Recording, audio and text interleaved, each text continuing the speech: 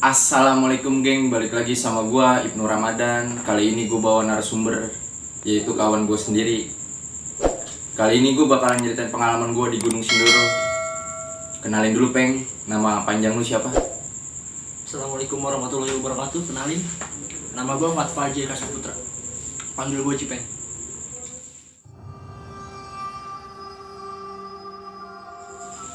Video ini bakalan gua mulai dari awal perjalanan gua ke Gunung Sindoro. Awal gua berangkat itu jam 4:30 sore dari Jakarta. Perjalanan gua itu menuju ke Terminal Kampung Rambutan. Sampai Terminal Kampung Rambutan, gua naik bis Murni Jaya dengan harga tiket 80.000 per orang. Perjalanan gua dimulai jam 5:30 sore. Jam 5:30 sore perjalanan gue dimulai menuju Wonosobo, dan perjalanan itu memakan waktu sekitar 8 jam, kurang lebih 8 jam sampai Wonosobo.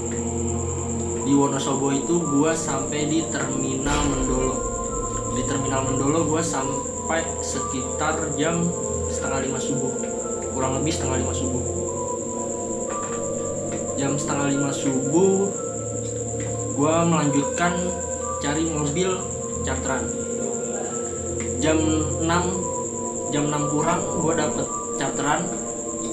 Gue charter itu nggak tim gue doang, gue jalan bertiga, gue, Ibnu, sama temen gue Jidan.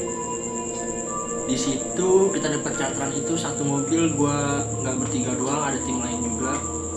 Jadi di situ gue nganter tim lain itu ke Gunung Sumbing.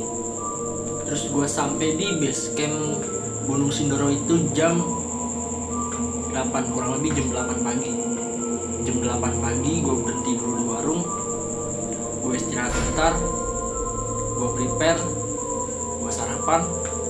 Singkat cerita gue langsung ke base camp untuk melakukan pembayaran simaksi. Pembayaran simaksi gue mulai pembayaran itu jam 8:30.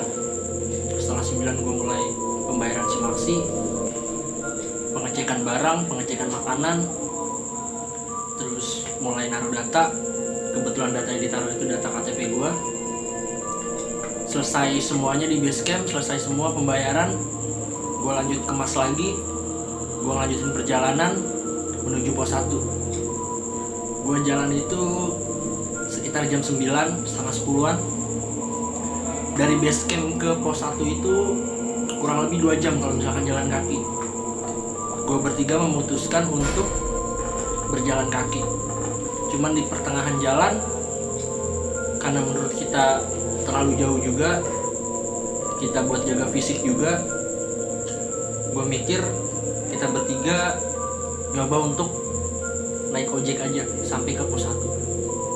Akhirnya gue dapet ojek, gue sampai ke pos 1 bertiga, dan biaya ojeknya itu sekitar 50.000 sampai ke pos 1. Dari pos 1 kita istirahat lagi, prepare lagi, kita berdoa, kita lanjutin perjalanan dari pos 1 ke pos 2. Itu sekitaran jam 11 siang. Jam 11 kita dari pos 1 ke pos 2. Dari pos 1 ke pos 2 gue ngelakuin perjalanan bertiga kurang lebih sekitar 1,5 jaman sampai ke pos 2.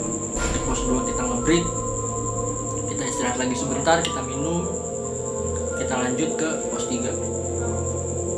Di pos 3, perjalanan di pos 3 itu di situ mulai ada kayak pertanda awal.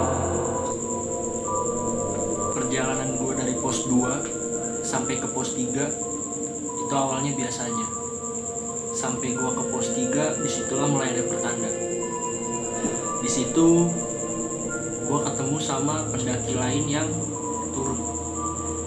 Jadi posisinya dia turun dan gue baru mau naik. Di situ dia menegur tim gue, menegur kita bertiga. Di situ dia menegur gue, menegur kita bertiga. Dia nanya, "Bang, baru mau naik?" Kita bilang, "Iya bang, baru mau naik. Kenapa emang?" Dia bilang, "Yakin bang, di atas sepi, terus malam Jumat juga." Terus teman gue yang namanya Jidan juga akhirnya ngomong kan, emang kenapa bang? Soalnya juga kita udah jamnya segini naik, mau nggak mau jadi kita tembusin. Kan malam Jumat bang, Kliwon lagi, dia bilang gitu kan. Ya kita juga sempat diam juga kan, kita nggak tahu harus gimana juga. Ya akhirnya kita paksain aja untuk tetap naik. Ya akhirnya kita menghiraukan perkataan pendaki itu yang menurut kita cuma nakut-nakutin atau gimana ya, atau memang omongannya dia ada baiknya juga kan, cuman kita nggak tahu harus apa lagi. Ya kita tetap ngelakuin pendakian itu. Di situ posisi udah jam setengah 12 siang.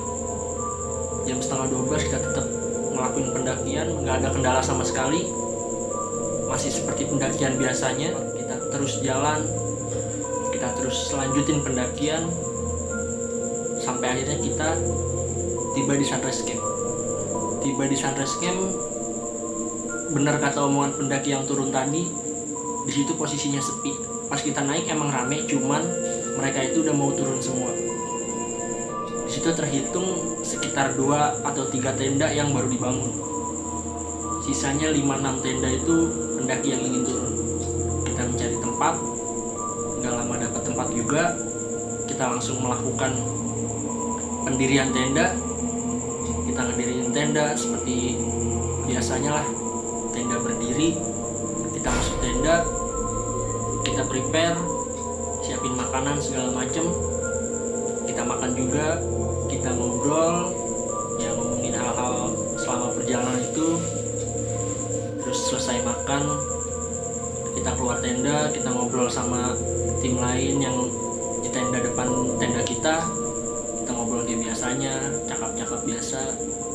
Kita nanya kayak gimana, dapat summit atau enggak. Terus nggak lama ngobrol, akhirnya mereka nutup tenda, mereka prepare ingin turun, kemas barang, kita bantu sedikit, mereka selesai kemas, mereka siap untuk turun, dan akhirnya mereka pamit pulang. Mereka juga ngasih sedikit makanan mereka, perbekalan mereka, ya mungkin karena emang banyak sisa juga. Cuman di situ mereka ngasih kayak Indomie, cuman dalamnya aja, jadi sampahnya mereka bawa karena sampah kan dihitung, total perbekalan di bawah sampahnya dihitung, jadi mereka ngasih isinya aja. Di situ selesai mereka turun, selesai pamit, akhirnya kita bertiga masuk dalam tenda. Di luar mendung juga, posisi udah sore juga kan, udah jam setengah 6 sore, setengah 6 lebih lah, udah mau azan. Kita masuk ke tenda, nggak lama kita masuk tenda juga gerimis. Akhirnya kita prepare ganti baju, kita salin baju, kita buka sleeping bag. Di situ kita bertiga selesai azan, kita tidur. Kita tidur bertiga, itu tidurnya nggak terlalu pules. Di situ gue berdua sama Ibnu tidur ayam. Cuman temen gue yang satu Zidan itu pules karena badannya juga kurang fit. Dan disinilah mulai gue ngedengar sesuatu yang aneh. Di situ hujan di luar masih deres. Temen gue Zidan masih tertidur pulas. Ibnu juga masih tidur. Di situ ngedengar kayak ada suara sound dari tenda sebelah. Cuman gue di situ masih berpikiran positif, mungkin sebelah tenda gue itu kayak nyetel lagu atau apa. Gue masih berpikir ya udahlah, biarin aja. Gue lanjutin tidur. Di pikiran gue nggak menghiraukan suara tadi. Gue tidur sekitar 2 atau 3 jam. Gue terbangun lagi. Di situ gue ngecek HP yang kebetulan gak gue matiin. Di situ gue ngecek HP, udah jam setengah 10 malam. Temen gue masih pada tidur. Cuman Ibnu terbangun, si Jidan masih lelap. Gue tanya, kenapa Nuk? Dia bilang nggak apa-apa, gue kedinginan. Di luar juga masih gerimis dikit. Ya udah, lanjut tidur aja. atau enggak makan nyemil-nyemil. Gue bilang kayak gitu. Akhirnya kita berdua mutusin makan. Di saat kita lagi masak, temen gue yang Jidan bangun juga. Dia nanya juga, gimana di luar, masih hujan? Terus gue bilang, udah lumayan lah, udah gak terlalu deres. Di situ kita makan, kita prepare juga, kita cari baju yang mau kita pakai buat summit. Selesai makan kita ngobrol sebentar, kita ngopi, kita ngerokok. Sekitar 1 jam kita ngelakuin aktivitas itu. Gak lama kita istirahat lagi sambil nunggu hujan reda juga karena kita gak bisa ngapa-ngapain. Akhirnya jam 12:30 kita terbangun karena di luar banyak suara juga dari pendaki yang baru sampai di Sunrise Camp.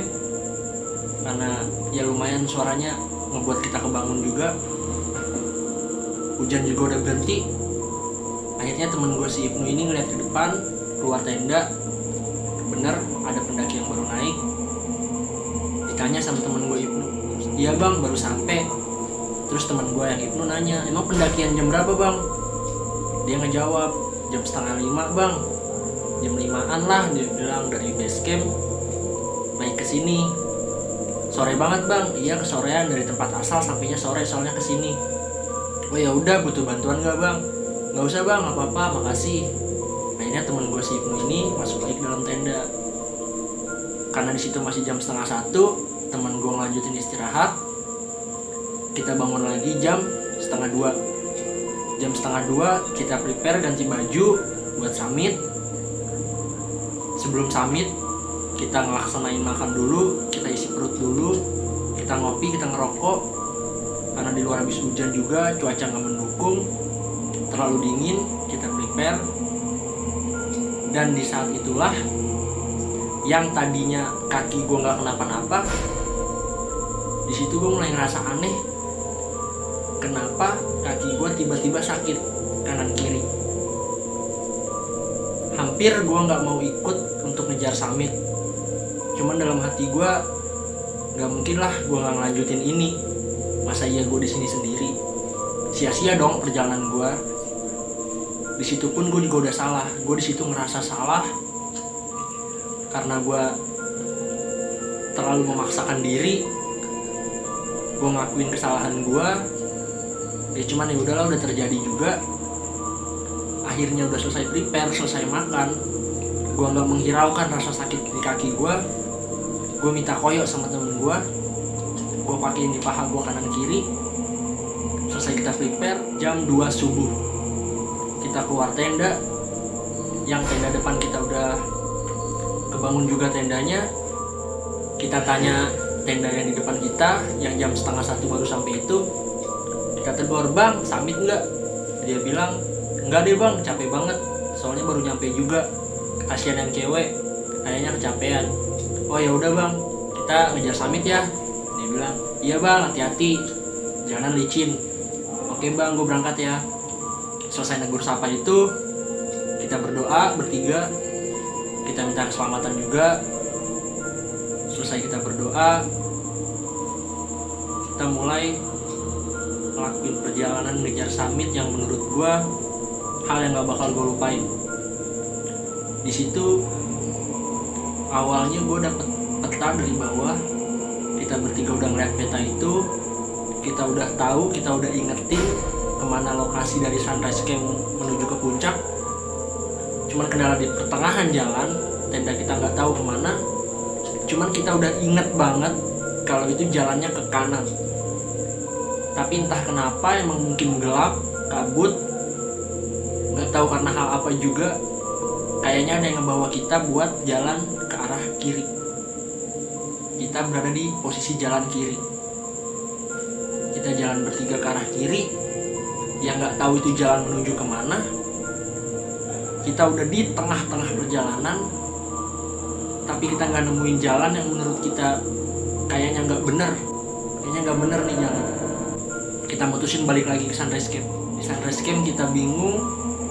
Di situ gerimis mulai turun lagi. Kata temen gue si Jidan, ya udah tanya aja lah sama tenda di sebelah. Tenda terdekat kita tanya, orangnya juga lagi di luar. Temen gue yang Jidan ini nanya, bang, kalau mau ke puncak arahnya mana ya? Si abang itu nunjukin ke kanan bang. Oh ke arah sini, iya agak muter. Oh ya udah makasih bang, iya sama-sama. Ngejar summit nggak bang? Abang itu bilang enggak bang. Soalnya kayak ada hewan gitu yang ngedeketin tenda dari tadi. Kita lagi was-was. Terus juga cuaca bang nggak memungkinkan. Oh ya udah kita ngejar summit ya bang, kita lanjutin ke puncak. Bertiga aja bang, iya bertiga aja. Ya udah hati-hati ya bang. Oke bang, kita lanjutin perjalanan sesuai yang abang tadi tunjukin jalannya. Nggak ada kendala apapun sama sekali, aman-aman aja alhamdulillah. Di pertengahan jalan kita udah sampai di titik yang bernama hutan Lamtoro. Di hutan Lamtoro itulah awal gue ngeliat sesuatu yang aneh menurut gue. Di posisi itu juga cuman gue yang ngeliat. Gue masih berpikir kenapa cuman gue yang ngeliat di situ. Jadi ceritanya di hutan Lamtoro itu di pertengahan jalan, gue paling belakang, temen gue Jidan di tengah, Ibnu di depan. Ibnu di depan nyari jalan, Jidan di tengah juga ngebantu nyari jalan. Gue di belakang sebagai sweeper cuma ngebuntutin yang tengah sama yang depan aja. Cuman gue di belakang ini ikut ngebantu jalan juga, ikut ngebantu cari jalan. Karena kebetulan center gue paling terang, gue sorot center gue itu ke kiri. Gue sorot ke kiri, gue sorot ke kanan. Dan di situ di saat sorotan ke kiri gue udah 2 kali, sorotan ke kanan gue udah 2 kali, dan sorotan gue yang ke kanan inilah gue ngelihat sosok yang gue pikir awalnya itu adalah teman gue sendiri, si Ibnu. Di situ gue ngelihat temen gue di samping gue. Di situ gue berpikir, kok Inu ada di kanan gue? Padahal pas perjalanan dia ada di depan gue. Cuman gue masih berpikir, mungkin emang lagi ngacak. Soalnya lagi nyari jalan juga kan.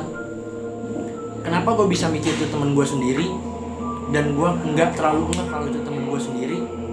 Karena Inu itu pakai selendang gue, selendang tenun, lumayan gedenya, sekitar semeter, dipakai di seperti jubah, seperti sayap, dipakai di sini, mirip banget sama temen gue Ibnu. Di situ gue masih nggak peduli, gue masih berpikiran, Inu di samping kanan gue, ya udahlah, gue lanjutin nyari jalan ke depan. Gue sorot ke depan, nggak lama setelah gue nyerot ke depan, Inu muncul di depan gue.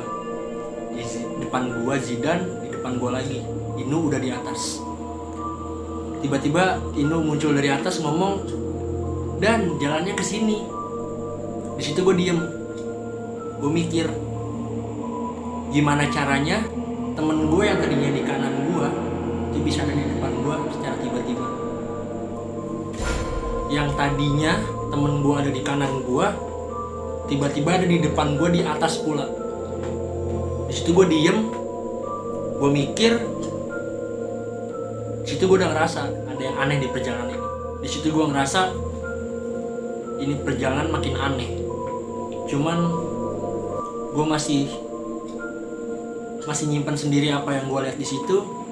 Gue nggak mau bikin panik yang lain juga. Akhirnya kita ngelanjutin perjalanan menuju pos 4 Batu Tata. Setelah kejadian itu nggak ada apapun hal yang gue alamin lagi, aman. Sampai akhirnya sebelum di Batu Tata kita mutusin untuk istirahat sebentar. Jam udah nunjukin pukul 5 pagi lewat 15. Kita istirahat, kita duduk, kita nge-break minum, kita ngelepas keril, kita istirahat. Temen gue yang 2 foto-foto juga. Selesai 15 menit kita istirahat, kita ngelanjutin perjalanan. Kita pakai perlengkapan. Di situ juga gue kehilangan tas kecil gue kehilangan USB gue. Cuma nanti bakal gue lanjutin di pertengahan cerita ini. Gue ngelanjutin perjalanan itu, gue sampai ke Batu Tata jam 6:25. Gue sampai ke Batu Tata, kita ngabadiin foto, kita foto-foto di situ. Di situ kita mutusin nge-break. Gue minum, dan di saat gue minum itu, gue perhatiin suara itu masih ada. Kalau kalian inget, gue ingetin lagi suara yang gue denger di Sunrise Camp di dalam tenda. Suara itu masih ada, gue denger lagi. Akhirnya gue mutusin nyamperin temen gue yang 2 yang lagi foto-foto. Gue perhatiin suara itu. Ternyata yang tadi awalnya gue kira itu adalah lagu biasa, lagu musik biasa. Pas gue perhatiin ternyata itu suara dari gamelan. Di situ bukan cuma gue doang yang denger, Bahkan gue juga denger, Peng. Bukan hanya lu doang. Di situ gue mulai panik ya. Gue sedikit merinding juga, Peng. Di situ gue udah mulai diem aja di situ. Setelah mendengar suara gamelan, kita tatap-tatapan. Kembali lagi, kita nggak menghiraukan kejadian apapun yang ada di situ. Intinya suara itu yang tadinya ada di Sunrise Camp, jaraknya jauh sama Batu Tata, itu masih terdengar jelas di kuping gue, bahkan di kuping temen gue. Menurut gue itu aneh, kenapa suara itu kedenger banget deket banget, nggak ngejauh sama sekali, sedangkan posisi gue dari Sunrise Camp ke Batu Tata itu semakin menjauh. Sekitar 20 menitan kita nge-break, kita ngabadiin foto, kita lanjut buat menuju ke puncak. Di pertengahan jalan puncak menuju ke puncak, temen gue yang Ibnu ini negor gue, "Peng, tas kecil lo mana?" Di situ gue juga baru ngerasa tas kecil gue nggak ada. Di situ mulai kita bertiga adu argumen, karena di situ posisinya ada HP-nya Ibnu, ada data gue, ada uang buat kita balik juga. Ya di situ sebenarnya temen gue yang Inu ini yang paling panik, soalnya di situ ada HP-nya dia kan. Ya gue juga panik sih sebenarnya, karena uang buat kita pulang, ongkos pulang ada di situ juga. Cuman akhirnya ya udahlah, tanggung, kita lanjutin ke puncak dulu. Perjalanan ke puncak sekitar 2 jam atau 1,5 jam kita sampai di puncak. Sampai di puncak, kita ngabadiin foto lagi, kita ngebuat video. Sekitar 1,5 jam kita di atas. Kita turun. Perjalanan turun ini nggak ada apa-apa, nggak ada yang bisa gue ceritain, seperti halnya turun dari puncak biasanya. Di situ kita ketemu sama pendaki yang tadi di Sunrise Camp yang semalam kita ajakin nggak mau. Kita ketemu, dia negor kita, "Bang, tendanya di pojok." Temen gue yang Jidan ini bilang, "Iya bang, emang kenapa? Warna oranye ya bang?" "Iya, warna oranye." Si pendaki ini bilang, "Tendanya hancur bang." "Kenapa?" "Diserang babi." Kita kaget, kita tatap-tatapan. Terus gue mikir, kenapa perjalanan gue kayak gini?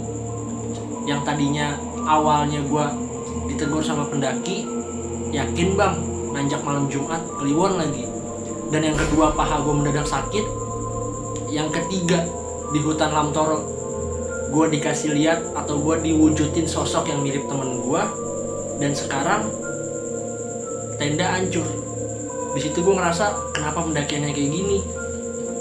Cuman masih gue simpan lagi sendiri. Akhirnya ya udah kita turun.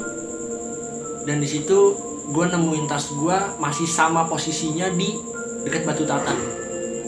Gue ngecek tas kecil gue ngecek waist bag gue, HP-nya Inu aman, uang kita aman, cuman data-data gue hilang. Ya udah nggak gue hiraukan, gue pakai, kita ngejar, kita nge-push buat sampai cepet ke Sunrise Camp lagi. Perjalanan aman, kita sampai ke Sunrise Camp, kita ngeliat tenda bener-bener hancur, rata sama tanah. Kita nge-push, kita mau cepet-cepet sampai ke Sunrise Camp. Sesampainya di Sunrise Camp, bener tenda kita hancur, rata sama tanah. Makanan, pakaian itu buyar semua keluar tenda. Kita nggak bisa mikir apa-apa lagi. Kita cuma bisa mikir dalam hati, kenapa kayak gini? Apa emang kita udah nggak diizinin naik atau gimana?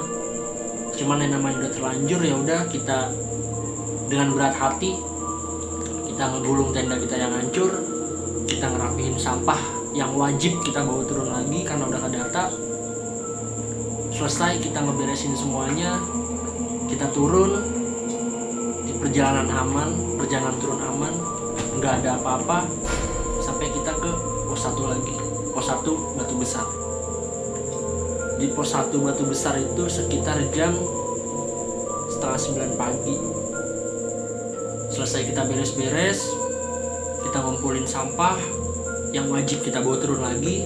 Selesai semua, kita lanjutin turun menuju base camp lagi di bawah. Alhamdulillah nggak ada kendala apa-apa lagi. Sampai situ aja kendalanya. Kita aman saat perjalanan menuju ke base camp, nggak ada apa-apa juga, aman, pokoknya aman banget. Singkat cerita, gue udah sampai di base camp Gunung Sindoro. Di base camp itu seperti halnya kayak pendaki-pendaki biasa. Kita ngecek sampah kita, selesai semua, kita kemas lagi, kita menuju ke warung dekat base camp. Di situ kita bertiga mulai melakukan pembicaraan. Di situ gue ceritain semua apa yang kejadian gue lihat, yang gue rasain.